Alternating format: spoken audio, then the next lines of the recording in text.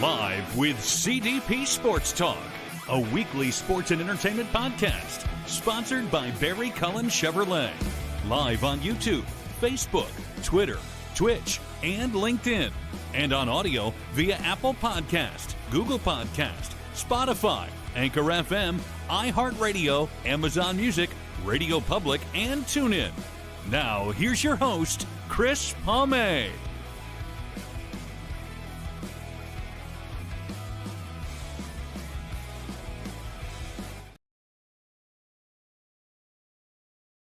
Good afternoon, everybody. Welcome to Season 11, Episode 48, overall 598 of Live with CDP Sports and Entertainment Talk Show, brought to you by Barry Cullen Chevrolet Dealership, located at 905 Woodlawn Road West in the Guelph Auto Mall. Check out their website, barrycullen.com, for the newest selection of new and pre-owned GM vehicles, along with their great selection of all-electric vehicles and Cadillac vehicles as well. You can call the dealership at 519-824-0210 and tell them Chris Palme sent you, or you can email the dealership at info@barrycullen.com. Barry Cullen Chevrolet Dealership has been family run and operated here in the city of Guelph since 1969, and Barry Cullen Chevrolet has been a sponsor of Live with CDP Sports and Entertainment Talk Show for the last 3 years. Good afternoon, everybody, on this Wednesday, October 1st, 2025. Hard to believe September is gone and now we're into October, and I'm looking forward to my guest today. We met through Facebook and Instagram, and it's her first appearance on our show. And today's guest, her name is Diane Callis. She is a stand-up comedian, and she also works with puppets as part of her comedy act as well. And she's based out of the state of Arizona. So we're going to bring on our guest today, Diane Callis. Diane Callis. I made a mistake there, so we're going to bring on Diane Callis here right now. I apologize for that. That was a typo on my graphics, so I apologize, Diane, for that. Okay, thank you. Yeah, it's Diane Callis, correct. So how are you doing, Diane? Hey, it's great here. The weather finally cooled off. It was so darn hot for so long, and now it's only going to be in the 90s this week, so we're getting a reprieve here. We had a hot and humid summer here in the Toronto area all summer, and now it's more into the late 60s, early 70s, and much better. I wanted to ask you, I've never been to Arizona. When it's hot there, is it a real hot heat with humidity, or is it more of a dry heat? Okay, so it's a dry heat, but let me just tell you, when it's 120 degrees, it doesn't matter if it's hot or dry. It's just hot, okay? Hot. Basically, anything over 110 is just hot. After that, you're just like, okay, it's so hot that I can't hardly stand it. But you have to live in it. You have to get out to the store. You have to find ways, I can't even drive my car without oven mitts, basically, The wheel gets so hot from the sun coming in. When I go into the store, when I come out, you can burn your hands. I was going to say central air and air conditioning must be a must in Arizona. It is. And when I first moved here with my family, when I was a kid, everybody had evaporative cooling. And, in this kind of heat, it just, the dry heat, is good for evaporative cooling, but when it gets that hot, it just doesn't cut it. So yeah, my air conditioner is running 24/7 until probably the end of October, and it starts up again in April. So I try to go as much as I can without any heat. I enjoy the natural weather and the natural cool temperatures, and try to, if it gets too cold, I'll turn the heater on in the wintertime, but usually it's pretty nice, so I don't have to. Are you originally from Arizona, or did you move to Arizona? I was born in Evansville, Indiana, and my family all moved to Arizona when I was 6 years old. My brother had asthma, and that was a solution to keeping him alive, basically. So we all moved, and I lived here until I was about 23, and then I moved to Steamboat Springs, Colorado for a while to be a ski bum, and then I moved to Salt Lake City, and I lived in Salt Lake City many years, and then I moved back here in 2017 with my husband, and then he passed away in 2019, and my family. I'm sorry. Thank you. My mother's here. My brother's here. My sister is here. My mother just turned 90. Yeah. Wish her a happy 90th birthday. My mom just turned 80 in August. Yeah. Well, my mom turned 90 in August. So amazing. Are they both Leos? You know, we've got 3 Leos in my family, me, my mother, and my brother. So we're all, you know. What do you enjoy the most about Arizona besides the warm weather, the good weather? What else do you like in Arizona? I love going up into the mountains. You know, there's more mountainous areas in Arizona than there is desert, actually. There's Really? more. I did not know that. Nobody knows that. There's more high elevation in Arizona than there is desert. And so they have a lot of mountains. They have a lot of pine trees and greenery. And then you get the, you know, the afternoon storms in the summertime and the snow in the wintertime. There's beautiful places like Sedona, which if you haven't ever been there or seen it, it's amazing. There's nothing else like it in the world. And it's only 2 hours away, not even 2 hours away. So you can pick up and leave town and literally be in the cool country within 2 hours in Flagstaff, Arizona from Phoenix. And you can be skiing in 2 hours also because they have a ski resort there. So this is a very versatile state, actually. People just think cactus, you know, and coyotes, but it's way more than that. There's bear here. Yeah, I mean, all kinds of crazy things. A couple of my friends were in Arizona a couple years ago, and Sedona was one of the places they went, and they were kind enough to get me a Sedona t-shirt and a hat. And I guess when they were there, they also took a helicopter ride over the mountains or over the Grand Canyon, which they thought was beautiful. Oh yeah. And flying around Sedona itself is absolutely gorgeous because it's all the red rocks and the formations. And yeah, the Grand Canyon's amazing. I rode a mule to the bottom of the Grand Canyon a few years ago, and that was a wild experience, I'll tell you, you know, because the trails are so narrow and switchbacks that at points, the mule's head is actually hanging out over like a 200 or 300 foot cliff as they turn around the corner to go the other direction. And, you know, I'm just thinking, I hope this mule doesn't have a heart attack right now, you know, because I trusted the mule knew what to do, but if it suddenly died, I mean, you know, I'd be in trouble. But it was an amazing experience. I always get mixed up with the time zone in Arizona. Is it Pacific Standard Time or is it Mountain Standard Time? So it's both. And by that, we do not go on daylight savings time at all. So when everybody falls back, we're still where we were, you know, and so right now we're on Pacific time, but when everybody falls back, we're going to be on Mountain time. So we stay the same and everybody else changes. So when somebody says, what time zone are you in? I'm constantly having to think, am I in Mountain or Pacific, you know, because it goes back and forth because we just don't change. Yeah, we're on the East Coast, I'm on the East Coast time here, and everybody complains about changing the clocks an hour ahead, an hour back, but the governments and nobody wants to do anything about it. So I guess it's going to continue. I don't think we need to do it anymore with today's technology, and farmers can farm anytime at night now. It's not like 50, 60 years ago. Right. Yeah, agreed. So maybe it'll change. I have a viewer watching, and he was on my show last week. His name is Edward Hearn. He's a retired U.S. military veteran, but he's also now a professional motorcycle rider. And Edward wants to say, hi, Diane. How far are you from Mesa Grande, Arizona? He wants to invite you to a motorcycle race in 2026. Mesa Grande. You mean Mesa, Arizona? Or yeah, Mesa. Casa Grande. Okay, I'm in Sun City, so I'm 40 miles from Mesa, probably 50 miles from Casa Grande. Yeah. I want to say hi. I want to say hi to Edward, and yeah, I learned so much from him the other day about his motorcycling career, and he was in the U.S. military for 20 years as well. He's a good guy. He always watches my show. So, Edward, thank you for supporting our show, being a guest, and for your question for Diane as well. And anyone watching this right now live stream on Facebook, LinkedIn, YouTube, Twitch, Twitter, and Instagram, if you have comments or questions for Diane, please feel free to ask as well.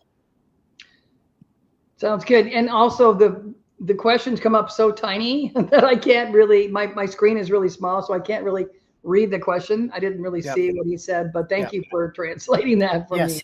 And why do you think I have my reading glasses on? Now being 53, I need my reading glasses or I can't see now. Exactly. I know what you are talking about. I find more and more young people are wearing glasses than ever before, and I think it's because of the phones and the laptops and all that too. The internet, watching a screen all the time. Right. And also not wearing your sunglasses when you go outside. Yep. Especially in Arizona, there's a lot of people in Arizona that really have damaged their vision by not wearing sunglasses when they go outside. So that's really important too. Take your eye vitamins. And a year ago, I had an eye doctor on about that as well. So yeah, make sure you wear your sunglasses, and I definitely do as well. Hey, I got to ask you this, Diane, before we get into some questions.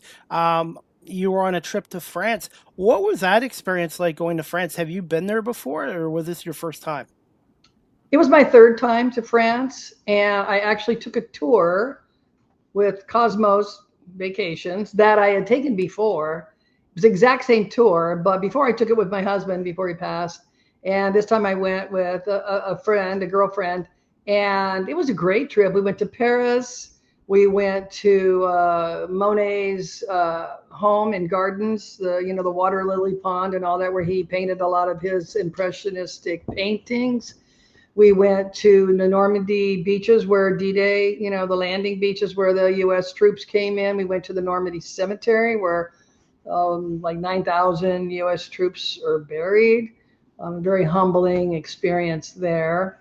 We saw where Joan of Arc was burned at the stake. Went into the Chateau country, the Chateau region. And so it was kind of a loop around to the coast and then back to Paris. Not a huge loop around the whole country, but we went to Mont Saint Michel, which is an old monastery that sits out in the ocean. And when the tides come in, it's totally surrounded by water.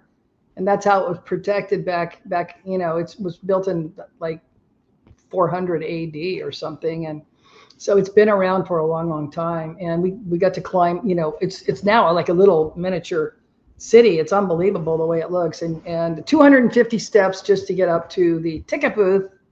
So we climbed all the way up there. It's like just steps and steps and steps and steps. Oh my gosh. But it was beautiful, and the view from up there was amazing. And it was a monastery, like I said, so it has a lot of interesting architecture, arches, just really cool. Everything's beautiful, and it's in France. I mean, the chateaus, we went to the chateaus, and gorgeous, You get to see the old furniture that they had back then. We went to the Palace of Versailles, which was built by Louis I think it was Louis XIV built it. And that's amazing. If anybody ever gets a chance to go there, that'll blow your mind with all of the palace for one thing, but not only that, the grounds and the fountains and all of the flower gardens and everything. It's just mind blowing, really. It takes a whole day to really see it. What's the Eiffel Tower like? How high is that up? Oh gosh, you're asking me. I think it's like what is it, like 188 feet tall? I don't know. I really don't know. But I mean, you stand there and you look up at it, it's pretty doggone tall. It was, the tallest structure for many, many years. I believe until the Empire State Building was built. So anyway, it's tall. I mean, it's big, but I can't tell you how many feet tall. I didn't do the research. What is your favorite food and attraction when you're in France, in Paris, France, in that area? What's your favorite? Okay. This is simple. There is nowhere on earth that you can get a croissant or croissant, as they say it, like you can in France. They are unlike any other that you'll ever have anywhere else. They're amazing. So, I mean, that's simple, but the difference between getting a croissant like at Costco and getting one in France, totally different. Oh my gosh, yeah. So that I had at least 2 croissants every morning. Yeah, so that's what I think for my bucket list, France is on one of my bucket lists to visit, but Australia, that's next on my list too. Those two countries. Yeah, I've been to Australia, and that's really cool. And we did Sydney, which is a lot like, weather-wise, a lot like LA or San Diego. And then we did Melbourne, which is a lot like San Francisco, and they even have a wine region there. And it'll get up out in the country up to over 102 out there. And then we did also the Great Barrier Reef, Cairns, the Great Barrier Reef, which is like, the Florida Keys, basically.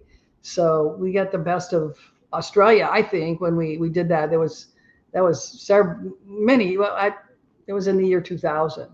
We climbed the Sydney Bridge. If you go to Sydney, you can climb the Sydney Bridge. It's a big deal.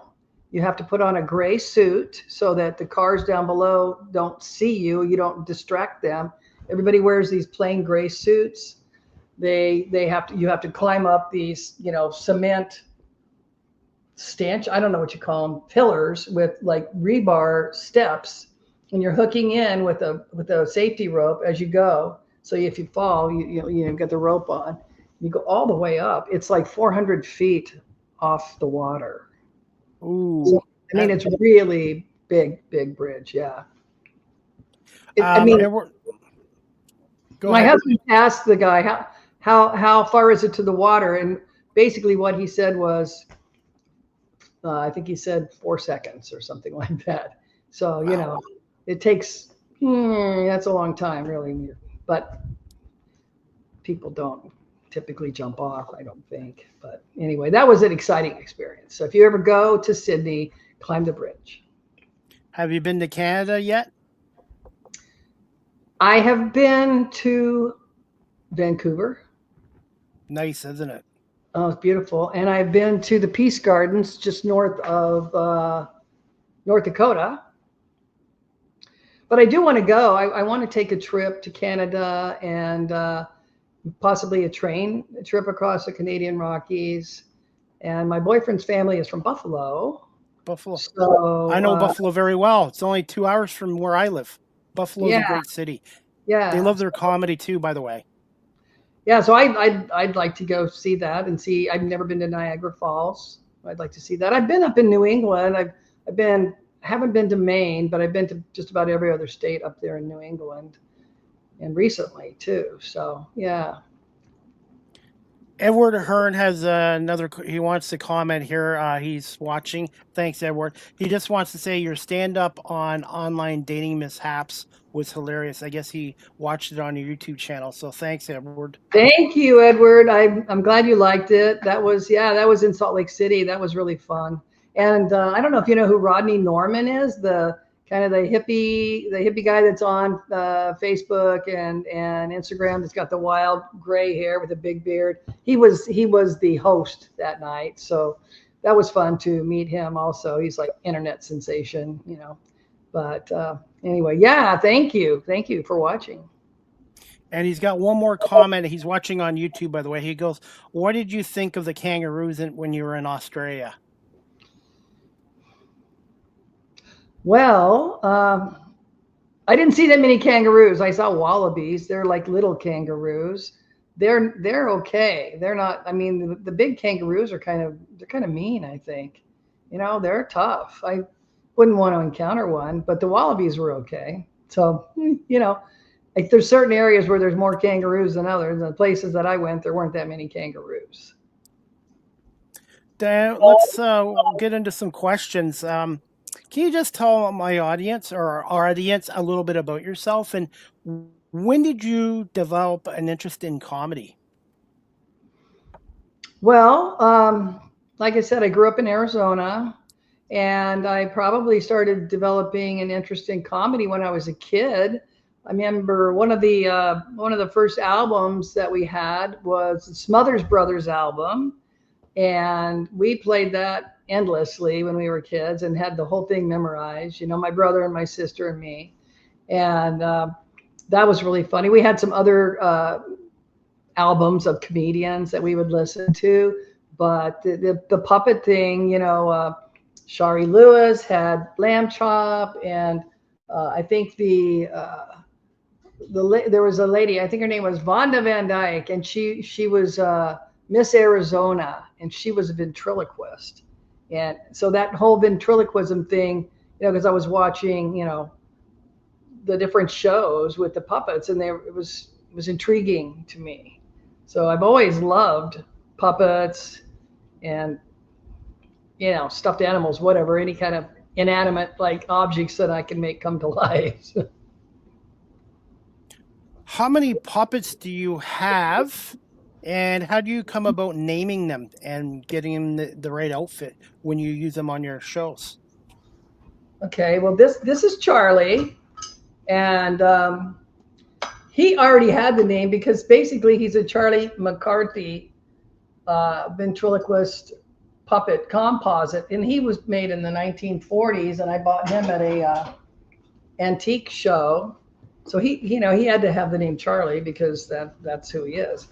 This is hey, I'm Joe Camel. How's it going?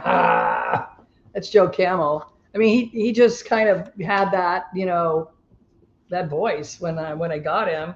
I got hi, I'm Smelly Cat. And I've been on stage the most. Thank you very much. She's been on stage a lot. And then I just got this guy in France, and I couldn't resist. Yeah, I'm Harry. How's it going? I'm from France.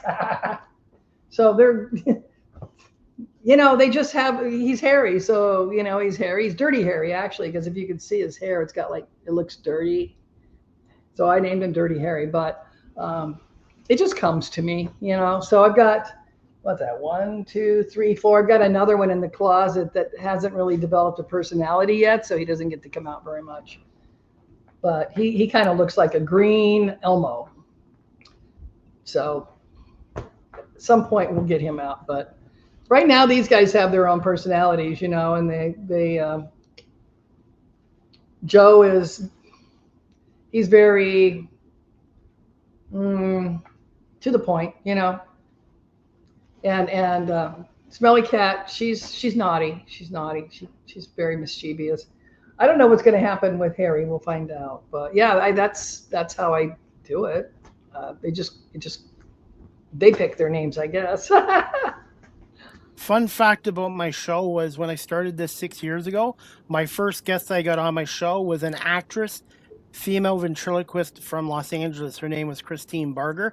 And apparently, I guess there's more female ventriloquists than before because it always were men doing it. And now there seems to be more women doing ventriloquism. Went on from Australia, Lindy Jane, who's going to come back on again. And it's not easy to do what they do with moving puppets and talking without moving their lips. That's a skill. Yeah, it is, and that's why I'm not that good at it. And I don't worry that much about it. I mean, some of them, like Joe, I can do him without moving my lips. But some of them, if they're too high pitched, I can't. There's a lady, her name is Nina Conti, and she has a monkey puppet, and she does a lot of cruise ships. It's hilarious, also. And he's kind of a philosopher type, her puppet. But other than her, lately, I haven't really seen any women puppeteers or ventriloquists or whatever, and some people think it's weird, I really don't care what they think. I like my puppets. I agree. They're fun, it's fun. I bring them out if I have a party at the house or something like that. I'll bring out my puppets and do a routine for my guests, and everybody likes it. The animals love Smelly Cat. Dogs love Smelly Cat. The cats love Smelly Cat. They're very interested in anything that looks kind of like another animal, But Smelly Cat, I mean, she's been to parties where the dogs just come up and sit right in front of her and just watch her like this. And then she starts, telling them, sit, lay down, and do all these things. And they just start doing it, And their owners, at somebody else's house, their owners are like shocked that Smelly Cat is commanding these dogs to do different tricks or whatever, and they're doing them. So it's kind of funny. How often do you use your puppets as part of your show, and do you get a lot of requests when people want you to perform comedy to use your puppets, or is that up to your discretion? It's pretty much up to my discretion. And Smelly Cat is the only one that's been on stage with me so far. The other ones have been on, YouTube, Instagram, doing little bit parts and stuff like that, but not on stage. And Smelly Cat, when I do Smelly Cat, like I said, she's pretty naughty. So if it's clean comedy, she has a hard time with that. And so I have to watch it. So she doesn't come a lot, but when she does, she makes an impression for sure. Do you consider yourself a puppeteer as well as a comedian? Oh, gosh, puppeteer. Error. I'd like to be. Okay. I don't know what I've ever even thought about that. I think maybe I would have to practice a lot more to call myself a puppeteer, but I do love my puppets and I love to play with my puppets and I love for them to be funny and tell jokes. And so I guess I'm a puppeteer, but I'm not like Jeff Dunham or somebody like that. That's totally, can throw their voice anywhere, anytime. I need more practice, but I don't even think it's that important sometimes when people are looking at the puppet in the puppet's mouth. They're not really paying attention to what you're doing if you're animating the puppet, correctly. So that's what I try to do, is have the interface back and forth between me and the puppet so fast and so different between one voice to the other that they don't even realize that I'm the one who's still talking, So Besides your puppets, are there some other people's puppets that you actually like with their work as well? yeah, that lady Nina Conti, and she just calls her puppet Monkey, and he's just a little monkey puppet. He's probably about that big, and that's really funny. I do like Jeff Dunham and some of his things that he does. I'm not that familiar with other people and their puppets these days. Back in the day, there were all kinds of puppets, and the Muppets. I love the Muppets, by the way. They're excellent. Yeah. So Miss Piggy is she's my idol. No, when we used to have CB radios back in the day, my handle was Miss Piggy. So, I look up to her. I love Kermit, but who doesn't love Kermit? Come on, right? Can you do a Kermit the Frog voice or a Miss Piggy voice? Kermit the Frog here. That's pretty good. I don't know, Miss Piggy. Miss Piggy, isn't it Miss Piggy kind of like this? I don't really know. Is she kind of like this, I think. Kermit. I'm going on the fly here. I'm not prepared for this. That's pretty good. Hey, I can probably do voices better than I can do ventriloquism, actually. I wanted to ask you that too. As a stand-up comedian, do you do a lot of ad-libbing and thinking on your feet, or is a lot of your material already prepared? I prepare my material very well because they give us a certain amount of time that we can be up there. And so if you've only got 5 minutes, you want it to be your best 5 minutes. Like that, what you saw and that Edward mentioned in Salt Lake City, I wanted that to be my best 5 minutes, so you have to cut a lot of stuff out and hone it down to just the funny stuff, So I work on it. When I'm going to be on a show, I'll spend a couple of days recording and over-recording and recording until I know exactly how long every joke takes, with a pause for laughter because they're funny. They're going to laugh. And, to keep it in my allotted time frame. It's a lot of work, actually. So it's a lot of stress too. But, once you have, a lot of people have the same routine, they do it over and over and over and over and over, and they never vary, and I've got boxes of routines, different routines from all different kinds of things. I've got, dysfunctional family routine. I've got taking my mother to Mexico to buy drugs routine. I've got,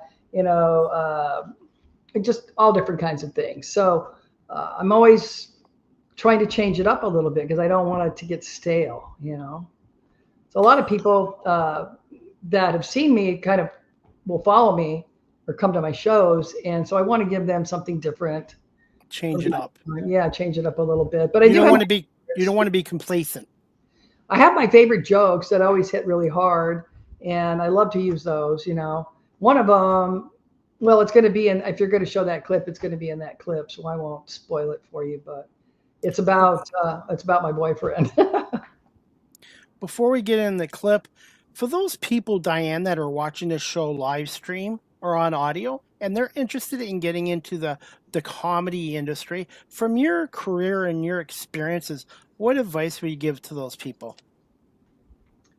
Well, first of all, there are some really good books on comedy. One of them is the Comedy Bible. That's a good one. And what I did, because I didn't know where to go to start off with, but I found out that some of the different comedy clubs here in town have comedy classes, and they have improv classes. And at the time, I just wanted to meet some people that kind of were a little wacky minded like me, and I just wanted to meet some other people that were into comedy and improv and things like that. So I thought, if I take this improv class, which is what I started with, I'm going to meet other like-minded people, and maybe this will be good. Maybe I'll make some new friends and so forth. So, I took an improv class, and it went well. And then I took the comedy class at the same place, which is Stir Crazy Comedy Club in Westgate Village in Glendale. And then after I did that, I was on several shows, and then I took another comedy class and did that. And then I was on a Tempe Improv, and then I got a coach. I got a coach because I wanted to be better, and I could get a coach, so I got one. So my coach is Dante. I think he says Ruscioli, but it's Dante the comic, and he was a writer for Joan Rivers for 5 seasons of Fashion Police, and then he was also a judge on Last Comic Standing for I think 4 seasons. So he's well known. He's actually entertained more U.S. troops than anybody except Bob Hope. So he's been around a long time, and he's really been very, very helpful, because we do one-on-one like this. We get on one-on-one and write jokes, or he tells me, nah, that doesn't work. You need to tighten that up or whatever. He doesn't write for me, but he helps me tighten up my jokes and make them funnier, So, and he gives me, he'll say something, and that'll give me an idea, and, I'll work off of that. So that's advice that I have. If somebody is serious, start with a improv class or a comedy class and see if you like it, and then go from there. It's not an easy business to be in. There's lots of people that are comics, and there's not that many shows. So, you've got to be out there kind of pumping yourself if you want to do that. But, there's a lot of personal reward with it too, because, you get off the stage, people are laughing, they're telling you, hey, that was funny. And it makes you feel good. It makes you feel validated that what you did was worthwhile, And so it's just something that makes me use my brain, and I enjoy doing it. So I want to get up there and do it. The other thing too I could recommend is, once that person has a couple of classes, go and apply to some comedy competitions. There's comedy competitions. I was in the one, the Palm Springs International Comedy Festival last year. I believe it was last year. Yeah. And so that, you learn every time you go and you do something like that, you learn more and more. So I recommend that. Diane, I know some people that are funny in front of their coworkers, friends, and family, but soon as they get in front of an audience on a live stage, they have stage fright and they kind of shrink in the spotlight. Have you seen that in your comedy career? No, most of the people that are up there are, well, like me. What they say is, when I get up there, I come alive. All of a sudden, boom, I'm this different personality, because I'm kind of a little. Sometimes I'm subdued, around a lot of people and so forth. And then all of a sudden I get up there and start my routine, and it's just like, whoa, I come alive. The people that get up there and do it, I mean, if somebody doesn't have the guts to get up and do it, they're not going to get up and do it. So I think most people that get up there and do it, I mean, I've seen people not thrive, okay, and not be funny. I've seen that many, many times, but they still have the guts to get up there and do it regardless, you know. So I haven't seen anybody get up there and like freeze stage fright, you know. No. For our audience, can you just explain to them the differences between stand-up comedy and improv a little bit? So improv is where you're with a group of people, you're given a suggestion, and then you act out that suggestion on the fly. You don't have it prepared. You make it up right then and there as you're going. Each person is making up whatever they're doing. It's not scripted. It's not rehearsed. It's just you got to be thinking like this, you know. And the person that comes up with the thought first, they step out and they do their little bit, then they step back in, and somebody else steps out and does their little bit. And with stand-up comedy, you have a rehearsed script basically that you're working off, that you've worked on for hours probably, to prepare it to the point where it's funny and short, you know, and short and sweet, you know, kind of thing. So you're not just droning on there. And that's the difference. The improv's on the fly and stand-up is rehearsed. You have to rehearse it a lot.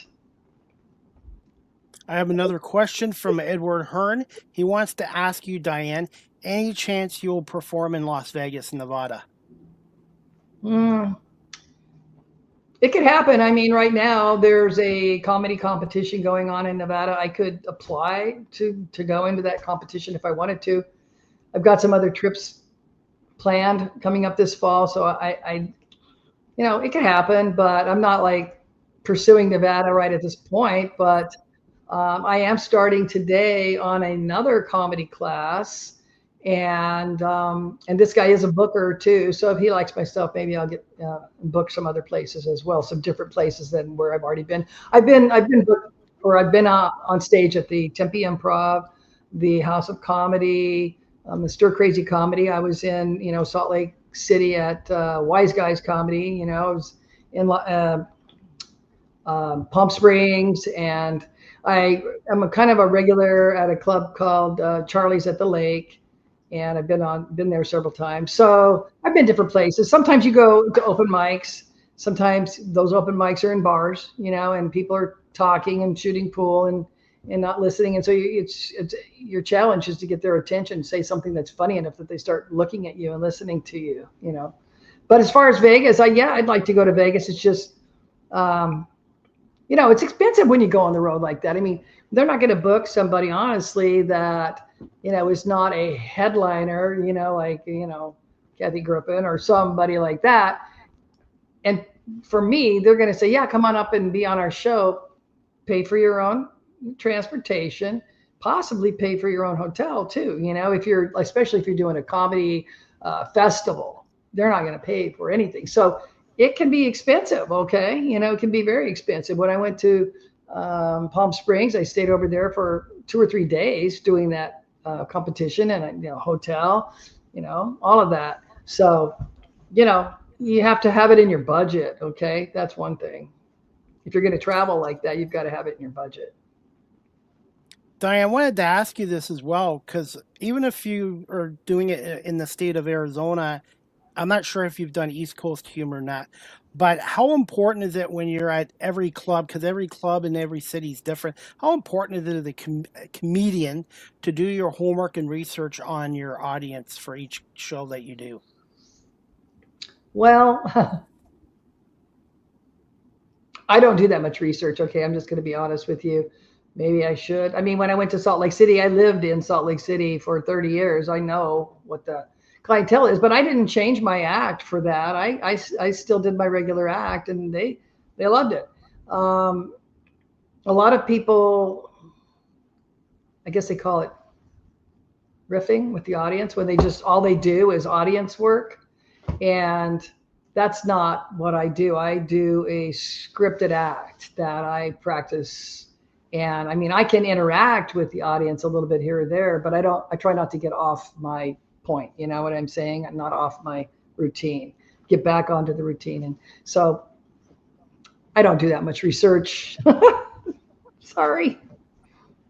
No worries. And when you're doing your live performance, do you have any rituals? And for a stand-up comedian, how long does it take for you to gauge an audience mood? And do you find performing in front of a bigger crowd or a smaller crowd is more difficult?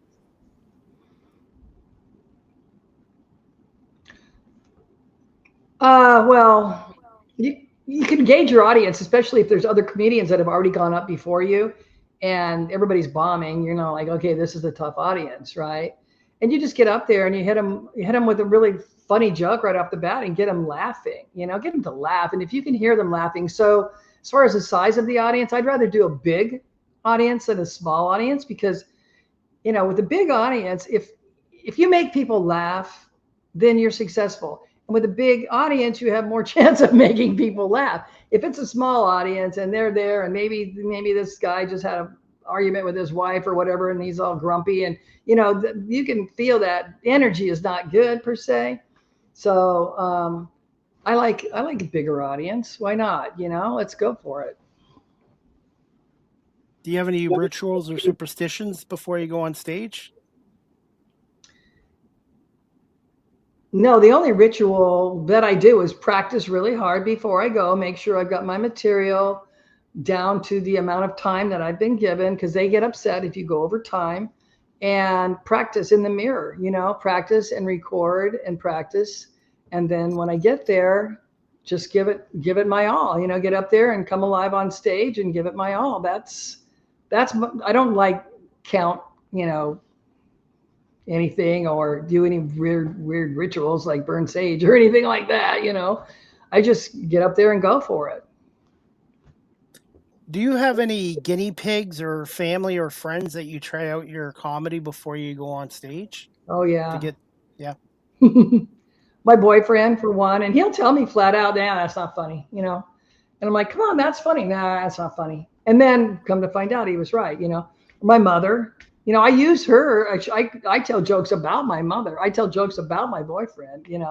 I run it by other people. Well, and my coach, of course. I run everything by him and Dante. So yeah, I do. I do run things by. I've got another friend, Ellen, in Colorado, and she's very good about telling me what's funny and what's not funny too. So I do like to run things by people. Yes. Diane, if you're still good for time, I would like to play this clip from your YouTube channel, Diane Callis Comedy. Everybody, I've subscribed to her channel, so please subscribe, like, and share. And this clip was from July 23rd, 2025 in Salt Lake City. Diane, just please let me know if you can hear the audio okay. Okay. If you can't, we'll fire the audio guy, which is me. I try to be funny. Okay, 1 second. This is Diane Callis at Wise Guys Comedy Club in Salt Lake City, Utah on July 23rd, 2025. Please make sure you subscribe, like, and share Diane Callis's YouTube channel. Hi, I'm Diane Callis, by the way. So anyway. It's kind of cutting in and out a little bit. I was dating online for a while, and I got to tell you, it's really awful and pretty scary, especially at this age, right? So the first 3 guys that I dated were a taxidermist, a mortician. I went out with. Oh, it's cutting out. But I still want to look good when I go on a date, so I go braless. Yeah, braless. You know why, right? It pulls the wrinkles out of my face.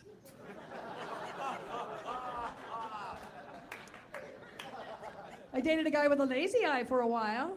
I had to break it off with him. He kept seeing somebody on the side. This one guy I dated, the very first date, he wanted to get me involved in a threesome. Yeah. And he said he wanted to do it doggy style. I said, no way, and so did the dog. So I put a Snicker bar in my purse to give to any guy that didn't mention his wiener on the first date. That thing rolled around in my purse for 3 years, okay? If an old guy tells you that he's active and adventurous, What he really means is he can still make it up the stairs without needing oxygen. But ladies, I figured out what we need. We need to find a man that's still got it, you know? At least the bottom half, the wallet and the wiener. Yeah. Let's just hope that the wiener doesn't go flat before the wallet does. But I finally met a really great guy. We just celebrated our 1-year anniversary. Thank you. Yeah. Yeah, he's great now. But when we first met, he warned me. He was a little rough around the edges. Boy, he wasn't kidding either. His toenails could dig a garden. Oh, yeah. When we got out of bed in the morning, it looked like I'd been sleeping with Edward Scissorhands. He was a real sharp guy. He asked me what I wanted for my birthday, and I said, Band-Aids. I got to stop the bleeding. I finally got him to cut those toenails. But before he did, I had him dig a couple of big holes in the backyard so I could plant some bushes. Yeah. So we participated in Dry January this year. Boy, I'll never do that again. Caused so much friction between me and my man. You see, I thought Dry January meant you had to go without using lube for a whole month. Talk about friction, man. That is burning love right there. It was smoking hot. Thank you. I'm Diane Callis. Diane Callis. And give it up for that one lady. You all know who I'm talking about. Thank you so much, Diane, for letting me play this clip. Thanks for playing it. Yeah, it was a good night. Had fun. Yeah, thoughts on that nightclub in Salt Lake City, Utah, and what makes Utah a good place to perform comedy? It's a great nightclub. Wise Guys. They've got more than one stage. They have, they've got a bar there. They've got food, and they have a really nice stage, and the seating is great. I mean, they've got a really good setup there. So it's very conducive for comedy because you can get up there. You're up above everybody so they can all see you. And it's just the way that they've laid it out is really, really nice. And it's right in downtown Salt Lake. They also have another one that's a little farther south in Salt Lake, but I thought it was great. It's right there in the middle of the action. People can walk in off the street and get a ticket. There's a lot of activity going on in that area, so it's really a great place for comedy. What have been some of your favorite clubs to perform at? And also as a comedian as well, have you had an audience where they were a little tough on you as well?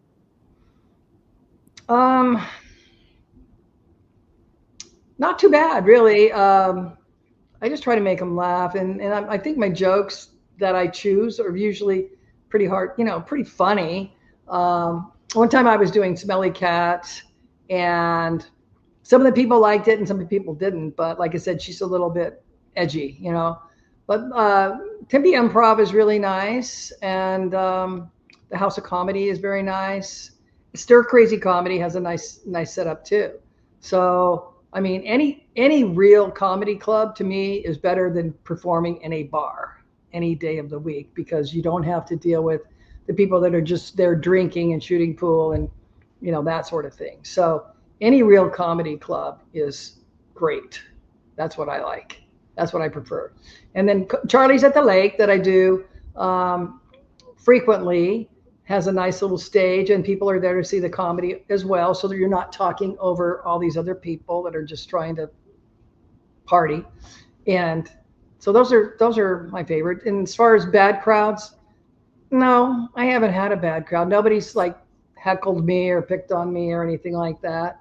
And so I'm not really sure what I would do. Actually, if they did, maybe I would just ignore them. I don't know, or I've seen other people get heckled and shut down, and I'm not really looking to shut somebody down, but as long as they're laughing, I'm happy.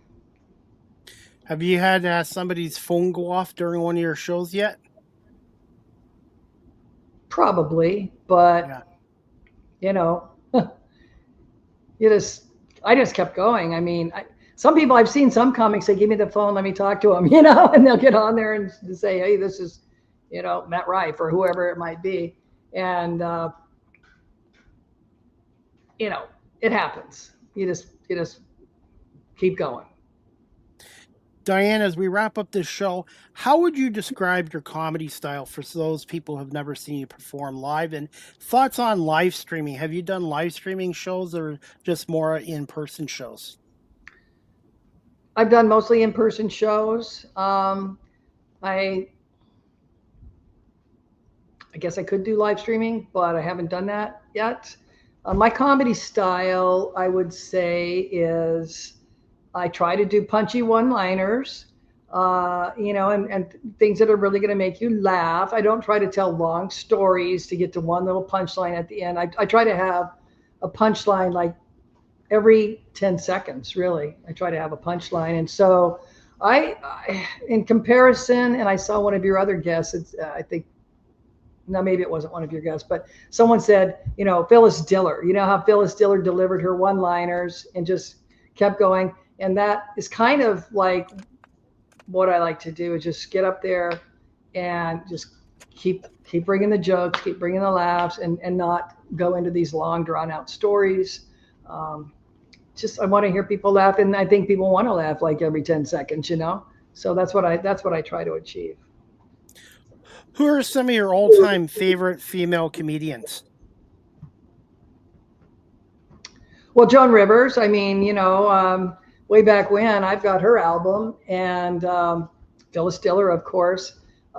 Recently, I just saw Chelsea Handler's new special, The Feeling, and I've seen other specials of hers that weren't as funny, but this one is really funny, and I'd recommend. It's on Netflix. People watch it. She's really good. I like some of the comedians. Angela Johnson is funny. Even Nikki Glaser, she's very edgy, but she's very funny too. So I like all different kinds of comedy, really. I love Sebastian Maniscalco, Joe Coy. Just if they make me laugh so hard that I cry, like Sebastian Maniscalco's special, it's called Is It Me? That's hilarious. And so I love to laugh. And it just, releases all your endorphins. It makes you feel good. So anything that makes me laugh is A-okay. It's a form of therapy as far as I'm concerned. It's cheaper to see a comedian than to see a shrink. Exactly. And hopefully the comedian that you see is actually going to make you feel good, So you never know what you're going to get with some comedians, but there's some good ones out there. And Dante, my coach, he's still out there doing it too. And he's hilarious. He does great impressions, and just funny guy, really funny guy. I want to get your thoughts on this too, since I have you on, Diane. Do you find the creativity in comedy in 2025 is kind of diminished, or do you find the creativity is even increased since you started doing this? My own personal creativity? Yes. Well, that's a good question. Before I started doing this, I would wake up in the middle of the night with jokes in my head, oh, I should do this, I should do that, whatever. And I started recording my little jokes while I was in bed. I would keep my phone there and I'd record it so I could remember it, because usually when you wake up, you can't remember, And so I was real creative like that. Now I will start with a topic and then work off of that topic to get creative. Sometimes I don't have my 3 a.m. in the middle of the night, brainstorm like I used to all the time. It depends. If I'm sleeping by myself, it's more apt to happen. But the creativity it's there. You just have to sort of pull it out. Sometimes you have to start with an idea and then you get more ideas. Or you talk to a friend on the phone, for instance, and they make a comment, and you're like, oh, wait, that would be a great joke if I just changed this to that, and I could do a great joke out of that. In fact, that's how I got my dry January joke. I was just talking to a friend on the phone, and they were doing dry January. They weren't going to drink for the whole month of January. I'm like, wait a minute, that would be really funny if you misconstrued dry January, and that's how I got that joke. So like I say, when I talk to my friends, sometimes I get ideas, and it's just whenever it happens, write it down, record it, because likely you might not remember it if you don't. Do you have your own notebook, or do you record everything? I have notebooks and notebooks and notebooks. I have scripts and scripts and scripts. And I have a whole big banker box full of my routines that I've written. Plus I keep it on my computer. So what I record typically is just when I'm practicing to make sure that I get my timing right and everything. And then usually when I do a show, there will be somebody recording that show, not all the time. So I'll get a copy of that show, and then I'll have that so I can post it later, on YouTube or Facebook or whatever. But yes, I have lots and lots of paperwork and material. How much has social media, the internet, changed the comedy industry as well? Because your brand, you market yourself, and social media is a very powerful tool. Yeah, it's changed it a lot, because now there's a lot of people that would never be seen before that have an opportunity to go out and do their own thing and be seen and become popular on social media. It's great. I mean, anybody who wants to do it can do it. You don't have to wait to get on stage or have a Netflix special. You can just go on Facebook and start posting things, and people see it, just like you saw me somewhere, Yep. So I think it's great. It's made it way easier, but it's also, there's a lot of competition too, because of it. But the cream will always rise to the top. Absolutely. And Edward Hearn has one more comment for you. He goes, Diane, you have a new YouTube channel subscriber. He likes your work. Oh, thank you, Edward. I appreciate it. Thank you so much. Get your friends to subscribe. I'll be putting more stuff on there soon too. So hopefully I can put this on there as well. Yes, I will send you the full video, the audio, and I will edit the video tonight into 30, 40-second clips, because our society's attention spans keep diminishing and diminishing. So the shorter a video is, the more people watch it nowadays. Right. Okay. That sounds good. I appreciate that. It's been fun talking to you. I really enjoyed it. Thank you so much. And it's the guests that make the show. And I'm very lucky to get guests. And I love doing this. And my show is very diverse with guests and topics. And I love the storytelling aspect and the learning aspect as well. And as we wrap this up, Diane, what is up next on your comedy bucket lists? And do you have any plans to perform in Canada internationally in the future?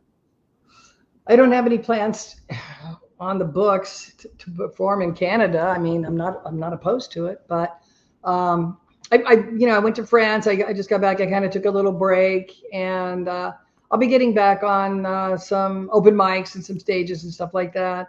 And then I want to focus on my online presence more with my new puppets and some routines with them, and then just take it from there and see where it goes. By the way, if I since I've turned 53, I've gone from 5'9" to 5'6". So maybe at this rate, I'll be your Canadian puppet at some point. I hope you don't shrink anymore. Are you serious? Yeah, wow. I'm around 5'6" now. Yeah, wow, 5'6". Okay. Yeah, wow. That's what happens when you turn after 50. I haven't shrunk. No? Okay. I'm still 5'9.5". Wow. In my bare feet.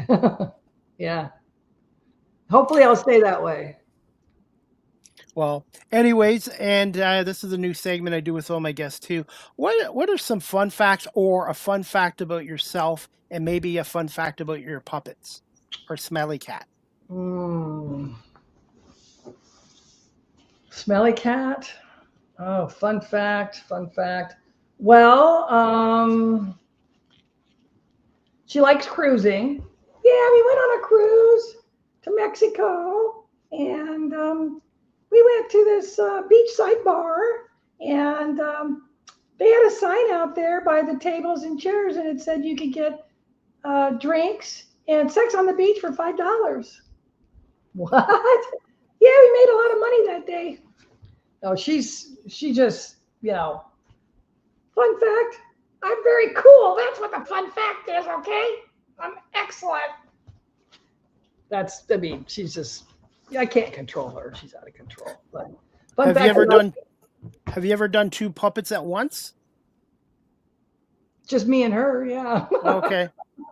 Actually, I thought about doing two puppets at once, and I probably will. I probably will have them interacting and have it on YouTube and TikTok and all that here pretty soon. Especially now that I have Harry, because he's easy to manage. He's pretty easy to manage. I'm not too big and easy to talk, and I like to talk, and I want to get out there and do some stuff with Smelly Cat. Yeah. So you'll probably see some stuff with them pretty soon if you're watching. Any plans for a book about your comedy career and maybe a website going forward? Book? No plans for a book. Website, yeah, I can do a website.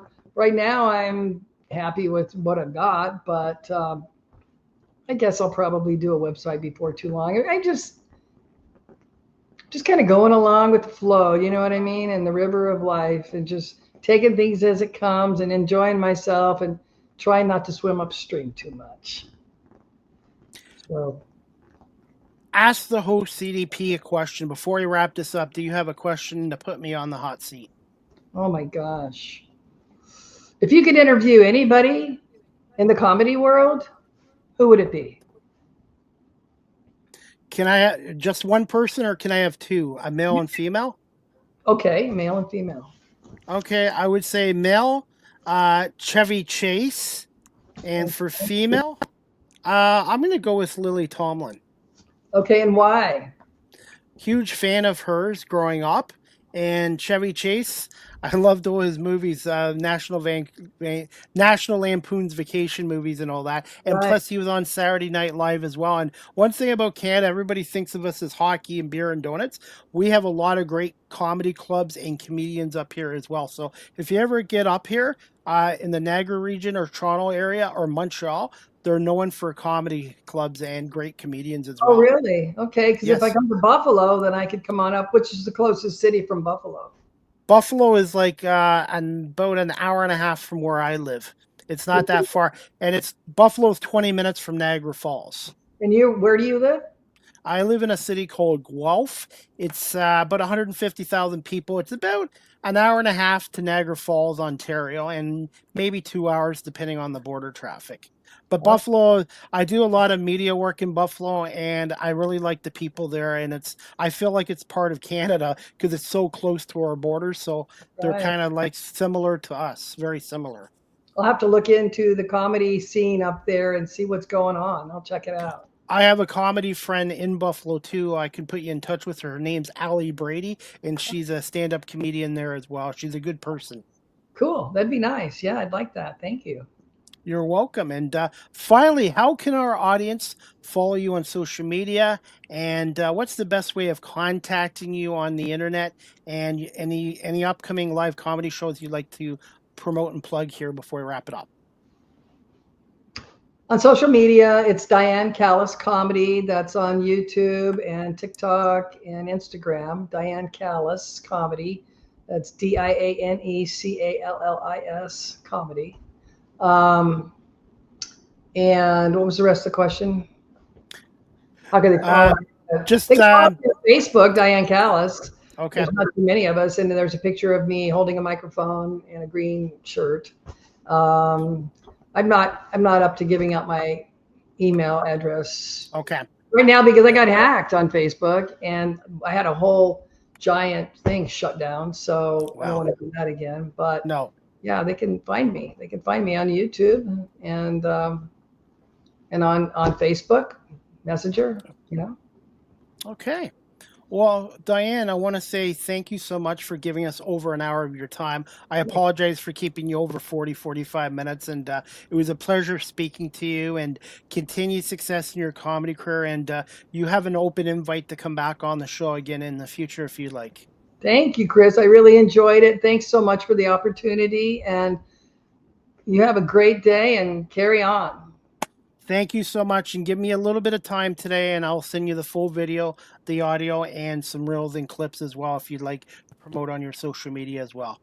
I'd love that. Thank you so much. Thank you so much, Diane, and say goodbye to all the puppet friends out there as well. Maybe you'll have a Canadian puppet the next time you're on the show as well.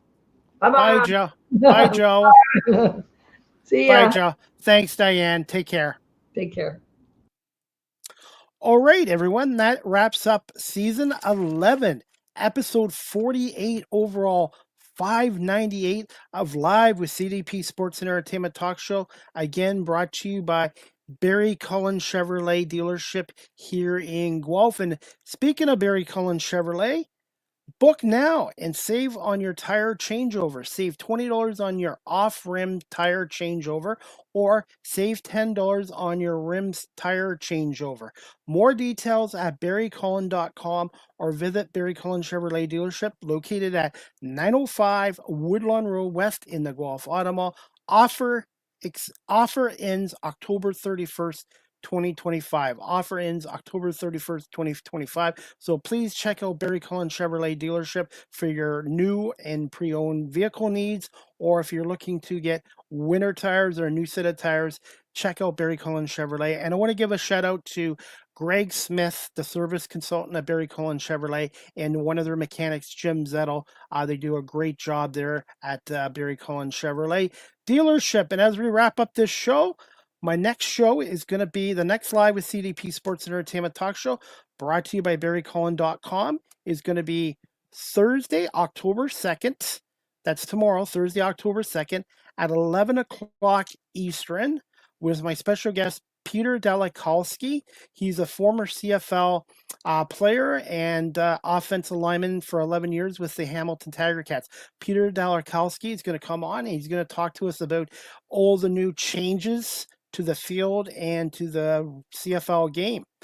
Peter is passionate about the Canadian Football League, and again, he was an offensive lineman with the Hamilton Tiger Cats for 11 years. So if you're a fan of the Hamilton Tiger Cats, a fan of the CFL, please check out Peter Delakalski on Live with CDP Sports Entertainment Talk Show tomorrow at 11 o'clock a.m. Eastern, 8 on the Pacific Standard Time as well. And I'm looking forward to speaking to Peter about the CFL and some of the changes as well. And as we wrap up this show, I've got some more questions. Edward Hearn, thank you for watching. And Nikki Stiles Baker, who I'm going to be on her show, everybody. Please make sure you watch CDP on Friday night, 7 p.m. on Nikki Style Baker's Facebook page. She's going to go Facebook Live with yours truly, Chris Pame. So Friday night, 7 p.m. Eastern, I will be a special guest on Nikki Styles Baker's Facebook podcast live show as well. And Nikki wants to say congratulations on 598. And yes, Nikki, thank you so much for watching and supporting. So please follow Nikki Stiles Baker on social media and check out my appearance on her show Friday at 7 o'clock. And I want to say thank you to Edward Hearn for watching as well. And to everyone watching this live on Facebook, LinkedIn, YouTube, Twitch, Twitter, X, and Instagram as well. And as we wrap up this show, guys, as always, just 1 second. Again, you can follow my guest on these social media platforms on her YouTube channel at Diane Callis Comedy, and also on Instagram as well, Diane Callis Comedy as well. And she is on Threads as well. And as we wrap up this show, you're looking to adopt a pet, please check out the Cambridge District Humane Society, located at 1650 Dunbar Road in Cambridge, Ontario. Telephone number 519-623-7722, extension 0, or visit their website at cambridgehumanesociety.org. All the animals that are up for adoption, their profile and their information is on the site. And there's a couple dogs down there right now I wish I could adopt. I'm hoping somebody will adopt soon. Chico and Pebbles. And it's Christopher, Apollo, Mocha. Please consider checking them out on cambridgehumanesociety.org or call 519-623-7722 extension 0 to book an appointment to see one of these wonderful dogs. They do a great job down there with taking care of our homeless friends and making sure they get adopted into good homes with good families. And also, if you're looking to help out with a cash donation or online donation or gift cards to the Dollarama store, that would be greatly appreciated. Any dog food, pet food, cat food that you're not using anymore, please consider donating to their pet emergency funds every Wednesday at the Cambridge District Humane Society. And their 2026 calendars will be out in the next month or two. They are priced at $10, and I will be selling them as well. So if you'd like a Christmas gift or stocking stuffer, please contact me here on social media. I will be selling the Cambridge District Humane Society 2026 calendars for $10 this year as well. Live with CDP Sports and Entertainment Talk Show again is live streamed on YouTube, Facebook, Twitter, X, Twitch, LinkedIn, and now available on Instagram. Please make sure you subscribe, follow, and like. You can also check out my website, beacons.ai/Chris D. Palme. You can follow this content creator on TikTok at Chris. They take over my 1,000 followers on TikTok, and I've got plenty more content coming. I will be in Toronto Thursday for the Leafs Red Wings game from the Scotiabank Arena in downtown Toronto, and I will have some pictures and videos as well. And I will be in Toronto on Saturday as freelance media covering the Toronto Argonauts Hamilton Tiger Cats game at 3 o'clock at BMO Field. You can get tickets at argonauts.ca or watch the game on TSN or on the radio, TSN 1050 with Mike Hogan and Ben Grant. And please make sure you check out my social media pages for pictures, videos, and some pre and post game interviews. This will be my last Argos home game of the year, as the Argos are 5-10 and probably will not make the playoffs. So this will be the Argos' last home game at BMO Field in Toronto for the next 10 months. StreamYard is the official live stream provider of Live with CDP Sports and Entertainment Talk Show. If you're into webinars or podcasting, check out StreamYard.com, and they do have business plans, more details, StreamYard.com, and contact the sales department. Live with CDP Sports and Entertainment Talk Show, the audio version is on these platforms: iHeartRadio, Amazon Music, Spotify for podcasters, Apple Podcasts, Breaker, Pocket Casts, Spotify, Castbox, LinkedIn, Pandora, Tuned In, YouTube Music, Good Pods. And again, please make sure you subscribe, follow, like, and share. Finally, guys, you can email Live with CDP Sports and Entertainment Talk Show at cpalme19@gmail.com. Any comments, questions, suggestions,